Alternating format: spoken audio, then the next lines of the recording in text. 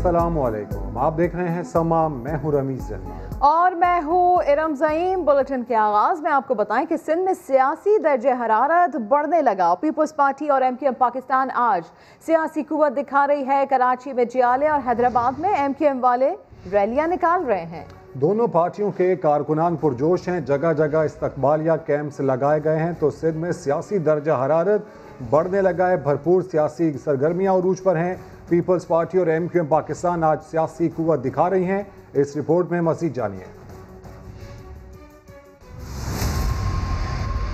अवाम की छुट्टी और सिंध में सियासत सरगर्म। पाकिस्तान पीपल्स पार्टी और MQM आज कराची और हैदराबाद में पावर शो कर रहे हैं। जियालों ने कराची एकजहती के नाम से रैली का एहतमाम किया है। जगह जगह इस्तकबालियत कैंप्स लगे हैं। दूसरी जानिब MQM ने हैदराबाद में मैदान सजा लिया है। सिटी गेट हीराबाद से कोहिनूर चौक तक हैदराबाद मार्च का एहतमाम है। और तीसरी जानिब अवाम है जो छुट्टी पर हैं और कहते हैं कि उनके मसाइल के हल के लिए कोई भी संजीदा नहीं, सब बेवकूफ़ बना रहे हैं। दिल से काम करना चाहिए, किसी के लिए भी करो, ऐसा करो दिल से कि सबका भला होना चाहिए। सिंध में सियासत और अवाम का ये इख्तिलाफ बल्दियाती इंतखाबात में क्या रंग दिखाएगा, देखेंगे। और पाकिस्तान पीपल्स पार्टी की रैली में बरह रास्त आपको ले चलेंगे, जहां पर पाकिस्तान पीपल्स पार्टी के रहनुमा निसार खोड़ो इस वक्त तक खिताब कर रहे हैं। तुमने जीना है, माँ पर बुरी नजर न डालो, माँ पर बुरी नजर मत डालो।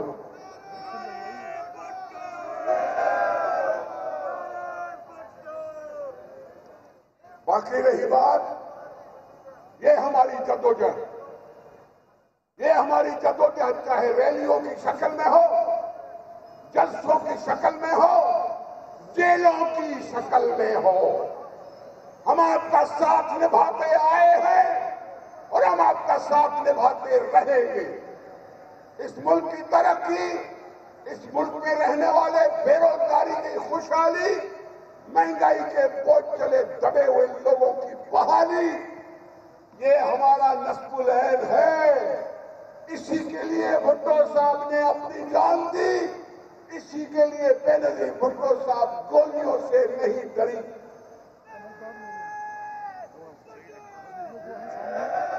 हमने ये सारी कुछ देखा हुआ है, हमने ये सारा कुछ देखा हुआ है। जिसके तुम हाशिया बरदार थे उसको भी जानते हैं। आज तुम अपने कराची के सामने जजीरों को कब्जे करने की बात आती है तो अपनी वजारत की वजह से चुप करके बैठे हो, कुछ नहीं बोलते हो कि छीन लो तो छीन लो। तुम बिकाऊ माल बन गए हो, तुम बिकाऊ माल बन गए हो और ये कराची के लोग तुम्हें पहचान चुके हैं।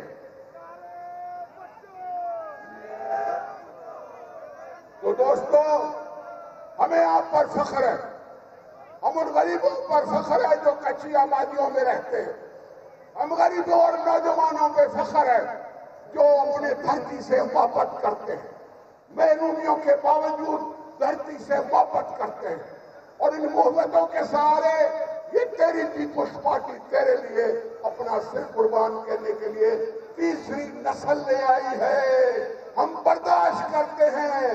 12 मई हमसे भूला नहीं, जब गोलियों के सामने भी हम खड़े ही थे, भागे नहीं थे।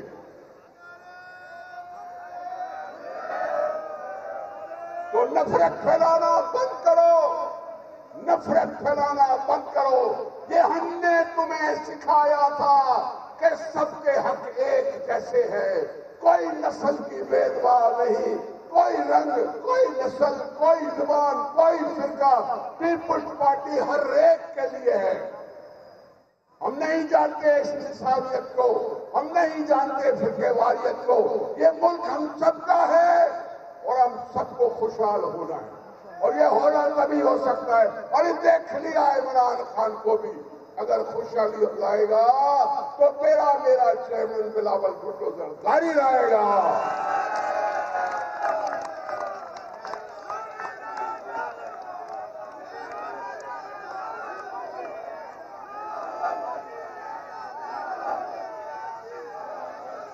फिर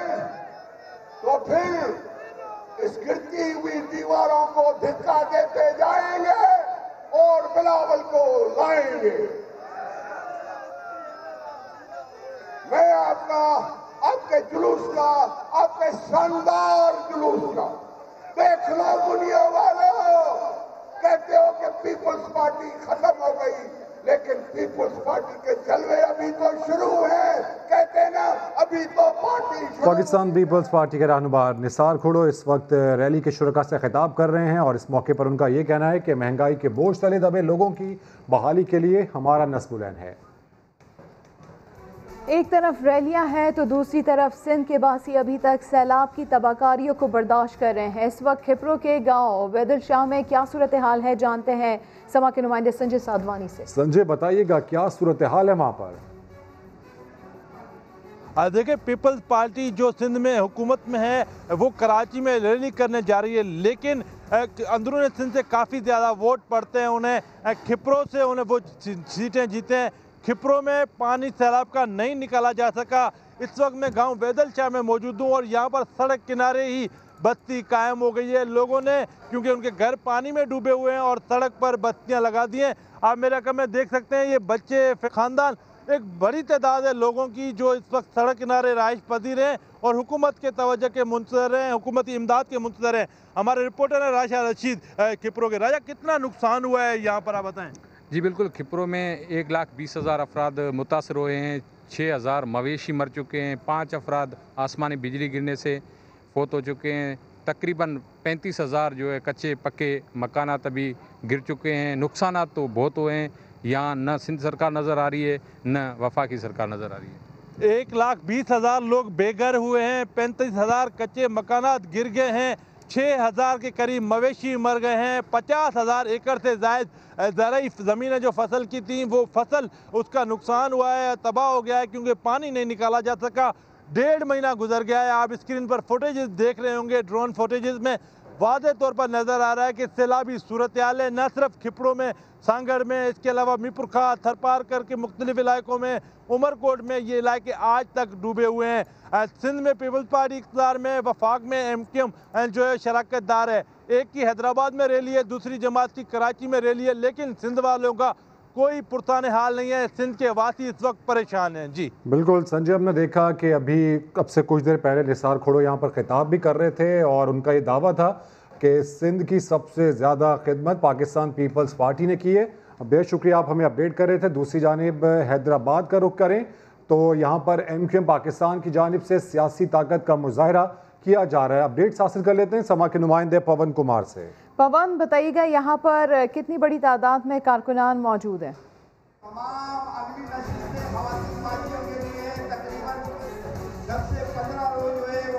जी बिल्कुल, हैदराबाद में मुत्तहिदा कौमी मूवमेंट पाकिस्तान की जानिब से जो है काफ़ी अरसे के बाद जो है पावर शो का मुजाहरा किया जा रहा है। ये पावर शो हैदराबाद मार्च के नाम से मंसूब है। तकरीबन अब से कुछ देर पहले जो है हैदराबाद मार्च का जो आगाज़ है वो सिटी गेट से शुरू हुआ है। सिटी गेट से जो है होता हुआ जेल रोड से जो है लिबर्टी चौक, तिलक चाड़ी से होता हुआ ये कोहिनूर चौक पर जो है पहुंच चुका है। इस वक्त मैं कोहिनूर चौक के मकाम पर मौजूद हूँ, जहाँ पर जो है बड़ी तादाद में जो कारकुनान है वो यहाँ पर पहुँच चुके हैं और हैदराबाद के रहनुमाओं समेत जो मरकज़ी रहनुमा है वो भी यहाँ पर पहुँच चुके हैं। इसके साथ साथ मैं आपको बताऊँ कि जो हैदराबाद अवामी मार्च जो है वो MQM की जानिब से किया जा रहा है। ये तकरीबन 13 एजेंडाएँ पर जो है वो मुश्तमिल है, जिनमें से जो है नए सूबे के क़याम और जो गुज़िश्ता जो है सेंसिस की गई थी, मरदमशुमारी की गई थी, उसके नए सिर जो है मरदमशुमारी करा जाए। उसके साथ साथ हैदराबाद में यूनिवर्सिटी के क़याम, जबकि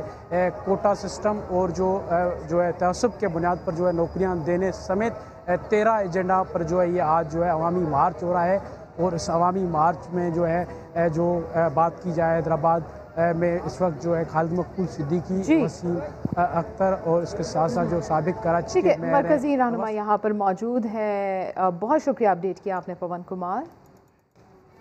पीपल्स पार्टी के रहनुमा सईद गनी कहते हैं यकजहती रैली लसानियत के बयानिए के खिलाफ है। जिस तरह माजी में MQM मुखालफिन को बर्दाश्त नहीं करती थी, इसी तरह आज तहरीक इंसाफ अपोजिशन को बर्दाश्त नहीं कर रही।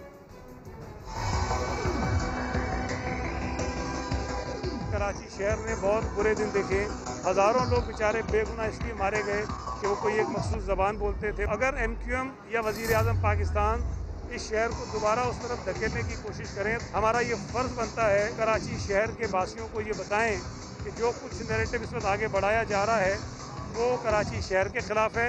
बिलावल भुट्टो ज़रदारी साहब ने आज से कुछ बरस पहले ये कहा था PTI जो है वो एक नई MQM है, फाशिस्ट एक तरीक़ेकार उनका है, ऑपोजिशन को बर्दाश्त नहीं करते हैं, उनके खिलाफ मुकदमा बनाते हैं। इसी तरह MQM ने भी माजी में यही किया है कि जो उनके खिलाफ सियासत करता था उसको तो ये जान से मार देते थे। जो ऑर्डिनेंस जारी हुआ है वो बिल्कुल गलत है। तो ज़मीन है, चाहे वो जजीरे हों, चाहे वो सूबा सिंध की और ज़मीन हो, वो सूबाई हुकूमत की मिल्कियत है। वहाँ जो भी डेवलपमेंट होगी, जो भी काम होगा वो सूबाई हुकूमत की मर्जी के बगैर नहीं हो सकता। जो काम आवाम के लिए ना हुए वो सियासत के लिए होंगे। पाकिस्तान पीपल्स पार्टी की कराची यकजहती रैली के लिए सोई हुई इंतजामिया वीकेंड पर जाग गई। रैली के रास्तों पर महीनों से जमा गंदा पानी साफ कर दिया गया, गंदगी के ढेर भी खत्म हो गए। सलमान अहमद की रिपोर्ट। जियालों की रैली कुछ गंदा नजर ना आए। पीपी क़यादत के हुक्म मिलते ही इंतजामिया में बिजली दौड़ गई। गुरु मंदिर से 3 अट्टी जाने वाला ट्रैक, जहां कई महीनों से कचरे के अंबार और सेवरेज का पानी शहरियों के लिए दर्दसर बना हुआ था, वो कुछ ही घंटों में साफ हो गया। खुले गटरों के ढक्कन भी लग गए। ये रैली निकल रही है ना पीपल पार्टी की, तो इसलिए ये सफाइयाँ कर रहे हैं। इससे पहले इनको कभी ख्याल नहीं आया कि ये सफाइयाँ करें, ये गटर के ढक्कन लगाएं या सफाई करें। पीपल्स पार्टी के नाम ना अपना ख्याल कर रहे हैं और हमारा ख्याल करना उनके बस की बात नहीं है, क्योंकि उनको यहाँ से वोट नहीं मिलता। सबसे बड़ी चीज़ उल्टा परेशानी कर दी, मट्टी डाल के उन्होंने अपनी रैली के लिए बंद कर दी और इधर इलाके में पानी जमा हो गया। शहरी कहते हैं पीपल्स पार्टी की रैली के रास्तों जिन पर फुर्ती के साथ सफाई हुई है, जियाली हुकूमत जरा गलियों में भी रैलियां निकाले तो शायद इनकी भी किस्मत बदल जाए। सईद गनी है या जो रैली निकाल रहे हैं, जो भी इसके इंतजामिया है उसको लाकर यहाँ दिखाना चाहिए कि क्या हालत। हम लोग लालू के डाखाना सारा जागी रोड, बाटन क्वार्टर सारा साफ, रोड साफ कर दिए। गलियों का इनका कोई एहसास नहीं है। शहरी कहते हैं सिंध पर हुकूमत करते हुए पीपल्स पार्टी का रैलियां निकालना समझ से बालातर है। सिंध सरकार रैली के बजाय शहरियों के मसाइल हल करने पर तवज्जो दे। कैमरामैन मोहम्मद कामरान के साथ सलमान अहमद, समा, कराची। गवर्नर सिंध इमरान इस्माइल का पीपल्स पार्टी की रैली पर तंज, कहा अच्छी बात है, रैली निकलने से गटर साफ हो जाते हैं, इस अमल को पूरे शहर में फैलाना चाहिए। साथ ये भी कह दिया कि रैलियां ना निकाले, कोरोना SOPs पर अमल मुश्किल हो जाता है। वो कराची में मीडिया से गुफ्तगू कर रहे थे। निकलने से कराची में खुशहाली आ सकती है और गटर के ढक्कन लग सकते हैं और सफाई हो सकती है, तो इसका मतलब है कि कैपेसिटी तो है काम करने की। तो उसी तरह से जैसे अब हुआ है, इसको पूरे कराची में इम्प्लीमेंट किया जाए। मैं समझता ये हूँ कि जो रैलियाँ निकल रही हैं, ख्वाह वो MQM की हों या पीपल्स पार्टी की या और किसी जमात की, ये वक्त मुनासिब इसलिए नहीं है कि SOP पे अमल नहीं हो सकता किसी भी रैली के अंदर। और अगर कोविड की SOP पे अमल ना किया और इस तरह की एक्टिविटीज़ जारी रखी तो ये इसके बढ़ने का ख़तरा मुसलसल रहेगा। पाक सरजमीन पार्टी के चेयरमैन मुस्तफ़ा कमाल कहते हैं निज़ाम इतना मजबूत है कि कराची के मसाइल हल किए जा सकते हैं। वसीम अख्तर ने मसाइल के बावजूद शहर की सफाई नहीं की। आज जो लोग मेरी जगह बैठे हैं वो सब मेरे सियासी मुखालफीन हैं। चंद माह पहले की तो बात है, मैंने एक प्रेस कॉन्फ्रेंस करके कहा कि ये सब लोग गलत बयानी कर रहे हैं। उस वक्त का मेयर ये समझा कि शायद मुस्तफा कमाल अब फंस गया ये बात करके। उसने शाम 7 बजे मेरा एक ऑर्डर निकाला कि मुस्तफा कमाल को मैं गार्बेज का प्रोजेक्ट डायरेक्टर लगाता हूँ। उसको मुस्तफा कमाल का पता ही नहीं। कोकेन के नशे में अक्सर जो है वो दिमागी तवाज़ुन इंसान का खराब हो जाता है, तो फारिग हो जाता है।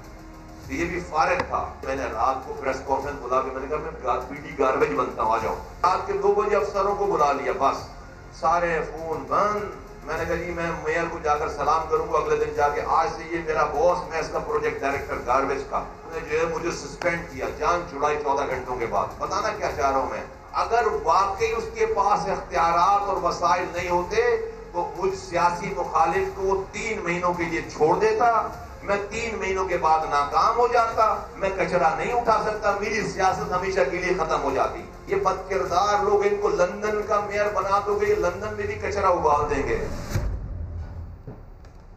साबिक वज़ीर-ए-आज़म मियां नवाज शरीफ के दामाद और मुस्लिम लीग नून के रहनुमा कैप्टन रिटायर्ड मोहम्मद सफदर के खिलाफ गुजरावाला में बगावत का मुकदमा दर्ज कर लिया गया। बगावत और दीगर दफात के तहत दर्ज किए गए मुकदमे में नून लीग के MPA इमरान खालिद भट्ट को भी नामजद किया गया है।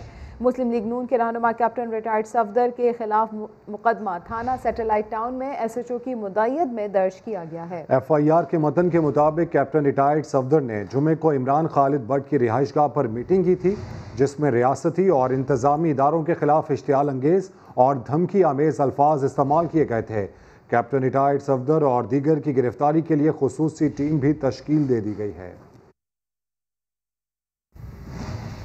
नून लीग की रहनुमा मरियम औरंगजेब ने हुकूमत पर कड़ी तनकीद की है। कहा, दी ग्लोबल फंड ने पाकिस्तान की इमदाद रोक दी है।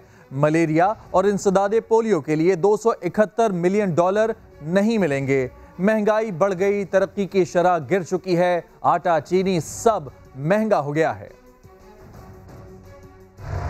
ये पाकिस्तान ब्यूरो ऑफ स्टैटिस्टिक्स की रिपोर्ट है, ये मुस्लिम लीग नून की रिपोर्ट नहीं है।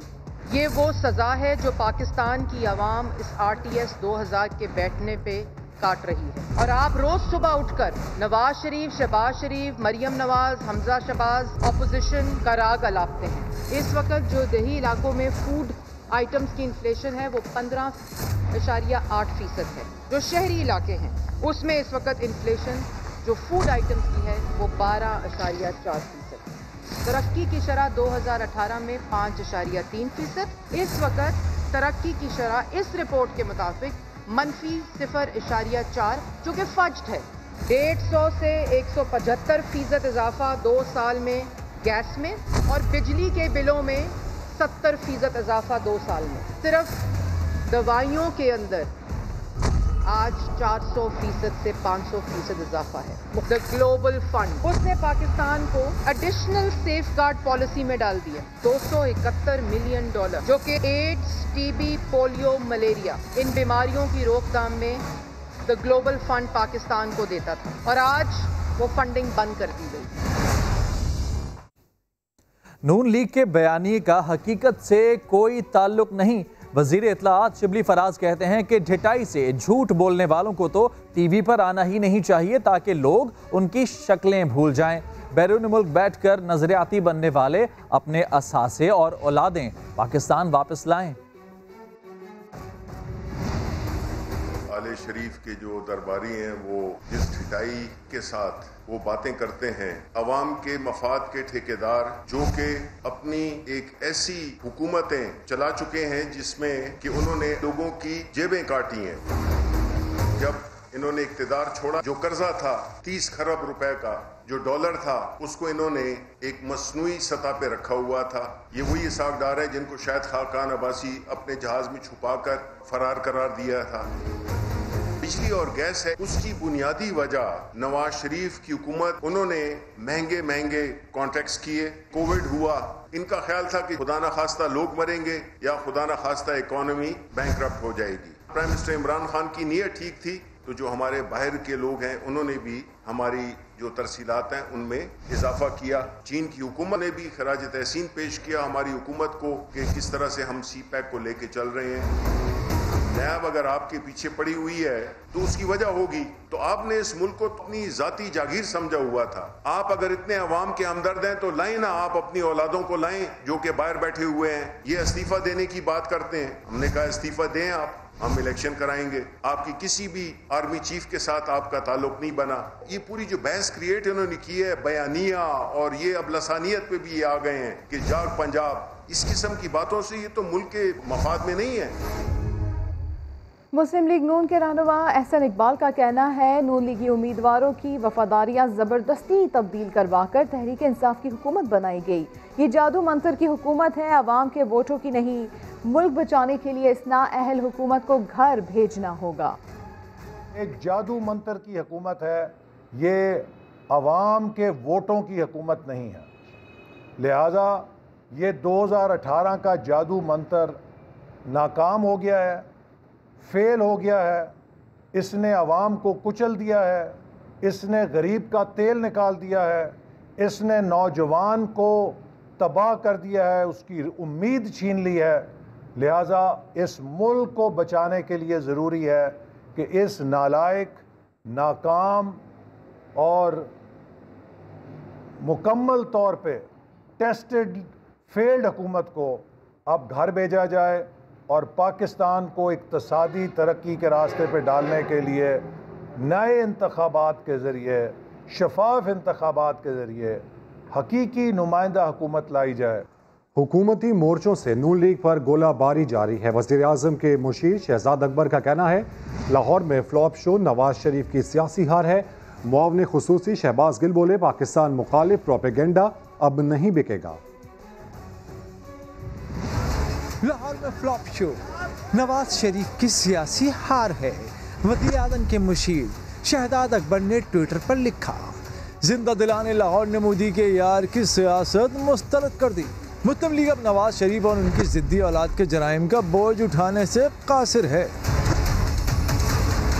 मुआविन खुसूसी शहबाज गिल ने एक बयान में कहा, पाकिस्तान मुखालिफ प्रोपेगेंडा अब नहीं बिकेगा। नवाज शरीफ ने पिछले हफ्ते लंदन में जिस सिफारत खाने जाकर खुफिया मुलाकात की, उसका जवाब तो देना पड़ेगा। ट्वीट में लिखा, शहबाज शरीफ को पंजाब की पक करार देकर पक की तौहीन की गई है।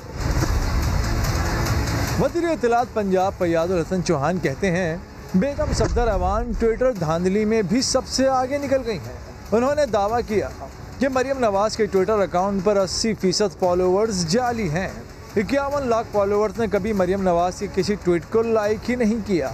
इनको पता है कि इनका मुस्तकबिल कोई नहीं है। नून लीग बाहर है, शीन लीग अंदर है। मीम लीग जनाब खुला खेल खेल रही है और वो जितना खेलेगी उतना वो नून को भी, शीन को भी और मीम लीग को भी बोर्ड करवाएगी। फैयाज चौहान के मुताबिक मरियम नवाज के 2000 के करीब फॉलोअर्स ने एक ही दिन अकाउंट्स बनाए। 1 मिलियन का अपना कोई फॉलोवर नहीं, जबकि 23 लाख फॉलोवर्स डेड हैं। वज़ीर इत्तलात पंजाब का कहना है, धांधली और शरीफ खानदान लाजिम व मजलूम हो चुके हैं। वज़रा की जानिब से नून लीग पर ताबड़तोड़ हमले जारी है। फैसल वाउडा ने ट्विटर पर लिखा कि नवाज शरीफ और कुलभूषण में ज़्यादा फ़र्क नहीं। कुलभूषण रॉ की ईमा पर पाकिस्तान में दहशतगर्दी कर रहा था, नवाज शरीफ भारतीय बयानिया परवान चढ़ा रहे हैं। उन्होंने कहा, अगर भारत से इतनी मोहब्बत है बताएं ताकि नवाज शरीफ को भी अभिनंदन की तरह इंडिया के हवाले कर दे। फैसल वाउडा उनकी जानिब से ट्वीट किया गया है। ये कहा है उन्होंने कि नवाज शरीफ और कुलभूषण में ज़्यादा फ़र्क नहीं। कुलभूषण रॉ की ईमा पर पाकिस्तान में दहशतगर्दी कर रहा था, नवाज शरीफ भारतीय बयानिया परवान चढ़ा रहे हैं। ये कहा गया फैसल वाउडा की जानिब से। अमीर जमात इस्लामी सिराजुल हक कहते हैं, हुकूमत और अपोजिशन जमातों के नज़रियात एक जैसे हैं, लड़ाई सिर्फ इक़्तिदार की है। लाहौर में पार्टी कारकुनों से खिताब करते हुए सिराजुल हक ने कहा कि एक दूसरे को चोर डाकू कहने वाले ज़रूरत पड़ने पर एक हो जाते हैं। इनके दरमियान इख्तिलाफ इस चीज़ पर है कि इस वक्त आप घोड़े पर सवार है तो आप उतरे और मुझे सवारी दे दे, मुझे नंबर दे दे। मेरे दोस्तों, यही लड़ाई है। गुज़श्ता 2 सालों में देखा, हर लम्हे में पीटीआई और पीपीपी ने और मुस्लिम लीग ने इत्तेहाद किया है। अगर हम गिनना चाहे, अब जिससे पूछा जाता है कि इतने बंगले कहाँ से आए हैं, वो कहते हैं इस वक्त मेरे साथ हिसाब किताब न करना, मैं इस वक्त पीटीआई में हो। नेब भी उसको नहीं बुला रहे हैं, उसको नोटिस नहीं दिया जा रहा है। इन लोगों पे अब हाथ डालना नेब बेबस नजर आता है। सिराजुल हक भी दीनी जमात के सरबराह हैं, लेकिन उनके घर की छत टपकती है। मौलाना फजलुर रहमान के पास अरबों रुपए के असासे कहां से आ गए? वफाकी वजीर फवाद चौधरी ने सवाल उठा दिया। कहा, अब्बू बचाओ मुहिम की तरह पाकिस्तान इंतशार मुहिम भी नाकाम होगी। बड़ा अफसोस ही हुआ कि बेनज़ीर भुट्टो शहीद की जो पार्टी है उसको मौलाना फजलुर रहमान साहब की क़यादत में काम करना पड़ रहा है। वो जमात इस्लामी का जो लीडर है उसके घर की छत टपकती है। उनके पास अपने वसाइल नहीं हैं कि वो अपनी जो ज़िंदगी है उसको एक लग्जोरियस ज़िंदगी गुजार सकें। ये सिराजुल हक साहब जो हैं वो खैबर पख्तूनख्वा से हैं, जमात इस्लामी के लीडर हैं, और मौलाना फजलुर रहमान साहब वो भी खैबर पख्तूनख्वा से हैं। दोनों के बैकग्राउंड्स में कोई फ़र्क नहीं है। सो क्या वजह है कि इनके पास अरबों रुपया है और सिराजुल हक साहब के पास कुछ पैसा नहीं है?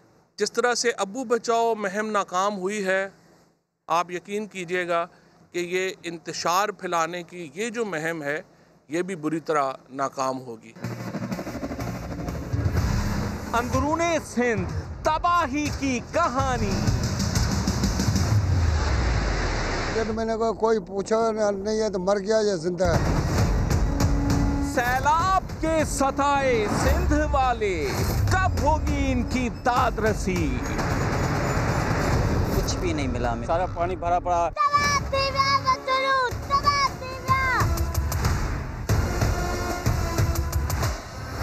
7 लाख लोग उमरकोट जिले में बेघर हुए हैं। वाकईतन बड़ी तकलीफदेह सिचुएशन है। ये छोटे छोटे से मासूम से बच्चे हैं, रेतीली मिट्टी के ऊपर बैठे हुए हैं। यहीं पर ही इनका खाना पानी है, यहीं पर ही इनका सोना है। रिकॉर्डिंग के दौरान ही अभी कुछ ऐसा हुआ कि यहाँ पर तो हमारी आंखों के सामने ये हमने सांप देखा, मेरे पाँव के नीचे से गुजरता हुआ ये सांप आगे पहुँचा।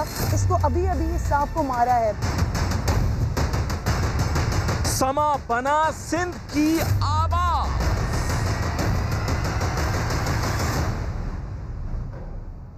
कराची यकजहती रैली निकालने वाली सिंध सरकार अंदरूने सिंध वालों को भूल गई। थर हो या बदीन, हर जगह एक माह बाद भी बरसाती पानी जमा है। फसलें तबाह हो गई, घर पानी में डूब चुके हैं। मकीन दरबदर हो गए, लेकिन किसी को भी सिंध वासियों की फिक्र नहीं। बारिशें खत्म हुए महीने से ज्यादा वक्त बीत गया, लेकिन सिंध हुकूमत की नाअहली न थम सकी। थरपारकर के मुख्तलिफ इलाकों से अब तक बरसाती पानी नहीं निकाला जा सका। यूसी, फांड फोरम की मस्जिद, स्कूल, सड़कें सभी गंदे पानी में डूबी हुई हैं। निकासी न होने के सबब मकीन घर बार छोड़ चुके। घरों में 5 से 8 फुट पानी है। इधर ये तहसील कलोई और यूसी फांड फार्म, इसमें तकरीबन 15 से 20 गांव हैं जिनमें अभी तक पानी बरकरार है। पानी निकालने का अमल अभी तक शुरू नहीं हुआ है। बदीन में भी सूरत हाल कुछ अलग नहीं। बरवक्त बरसाती पानी नहीं निकाला जा सका, फसलें बर्बाद हो गई, किसानों की महीनों की मेहनत जाया हो गई। काश्तकारों का कहना है चावल की 50% फसल मुतासिर हुई। मिर्च, प्याज और टमाटर मुकम्मल तौर पर तबाह हो गए। मुतासरीन ने हुकूमत से नुकसान के अजाले का मुतालबा किया है।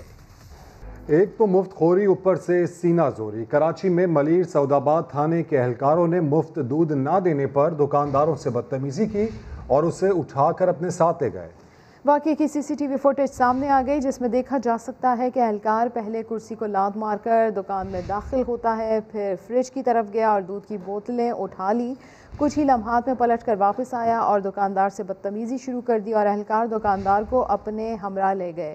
दुकानदार ने इल्ज़ाम लगाया कि सऊदाबाद थाने के एहलकार रोज़ मुफ्त में दूध ले जाते हैं। एसएसपी कोरंगी फैसल चाचर ने नोटिस लेते हुए पुलिस एहलकारों को मुअत्तल करके इंक्वायरी शुरू कर दी। फैसलाबाद में डाकुओं की दुकान में लूटमार, खातून गाहक को भी यरगमाल बना लिया। दूसरी जानिब मोटरसाइकिल सवार डाकू राहगीर खातून का पर्स छीन कर फरार हो गए। यूसुफ चीमा की रिपोर्ट। जदीद असलहा थामे 2 डाकुओं ने करियाने की दुकान में दाखिल होते ही दुकानदार पर चढ़ाई कर दी, जबकि खातून गाहक को भी यरगमाल बना लिया।